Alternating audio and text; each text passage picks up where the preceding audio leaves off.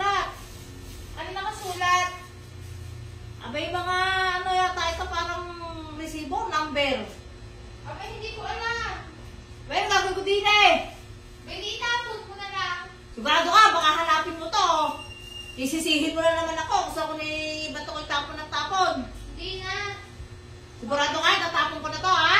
Oo, baka resibo lang yan ang pinamili ko ng isang araw.